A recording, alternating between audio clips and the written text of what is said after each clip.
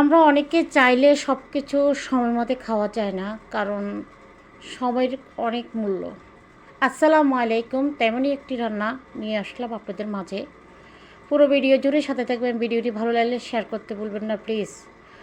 এরপরে প্রথমেই আমি সকালবেলা উঠি, আজকে নাস্তা আর বানাই নাই, রুটি বানাই নাই, একটু নুডলস রান্না করলাম। বাচ্চারা খাবে, বাচ্চারা খুব পছন্দ করে। মেয়েকে একদম বাচ্চারা খুবই পছন্দ করে যে কোনো নুডলস। তো আমি একটু ডিম দিয়ে রান্না করে সবাইকে দিয়ে দিলাম, নিজেও খেলাম, একটু চা খেয়ে চলে আসলাম ছোটো মাছকে কেটে ধুয়ে।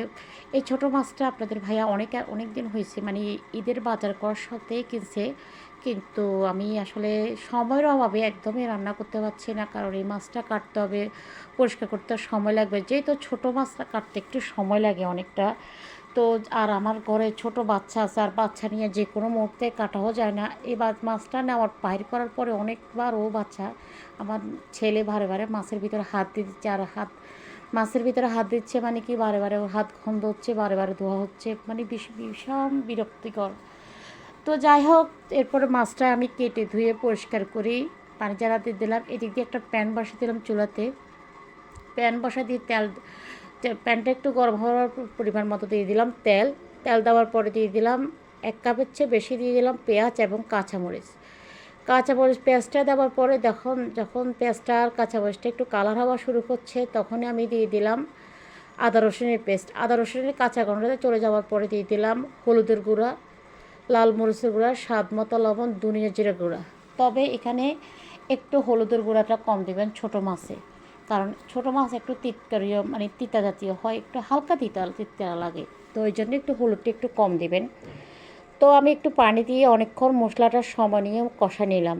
আর যে কোনো রান্নার ভিতরে মূলত মশলাই সব কিছু মেন।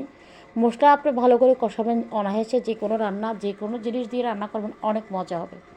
তো যাই হোক, যখন মশলাটা ভালো করে কষানো হয়ে গেল, আমি দিয়ে দিলাম টমেটো দিয়ে টমেটোটা একটু নরম হওয়ার জন্য অপেক্ষা করতেছি, ভালো করে নেড়ে ছেড়ে একটু যখন নরম হয়ে যাবে, তখনই আমি ছোটো মাছগুলো দিয়ে দিব। তো এখন আমার মাছটা, টমেটোগুলো নরম হয়ে গেছে, এখন দিয়ে দিব ছোটো মাছগুলো। তো ছোটো মাছগুলো দিয়ে ভালো আলতো হাতে এখন নাড়ানাড়ি করতে হবে, কারণ ছোটো মাছ দেওয়ার পরে কিন্তু বেশিক্ষণ নাড়ানাড়ি করা যাবে না, এমনিতে ছোটো মাছ ভেঙে যায়, আর ছোটো মাছ একদমই আলতো হাতে রান্না করতে হয়। তো আমি এখন ছোটো মাছটাকে আমি গরম একটু পানি দিয়ে দিলাম, মানে মাছে গায়ে গায়ে লাগে মতো এরকম অবস্থায় পানি দিয়ে দিলাম। পানিটা দিয়ে আলতো হাতে নেড়ে চেড়ে একটু আবার হ্যাঁ, আমার প্যানের হ্যান্ডেল ধরে একটু নাড়ানাড়ি করলাম, কারণ এটাতে আর কাঠি লাগা যাবে না, কাঠি লাগলে মাছটা ভেঙে যাবে আর খেতে ভালো লাগবে না। তো আসলে এরপর আমি মাছটা যখন ঢাকনা দিয়ে কিছুক্ষণ রান্না করলাম, রান্না করার পরে যখন ঝোলটা শুকাই গেছে, এখন আমার ফ্রিজে ফ্রোজেন করা কিছু ধনিয়া পাতা আছে, ওখান থেকে একটু ধনিয়া পাতা দিয়ে নামায় ফেলবো।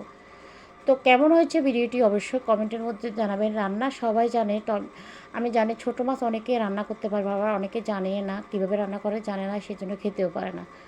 তো সবাই ভালো থাকবেন, আল্লাহ হাফেজ।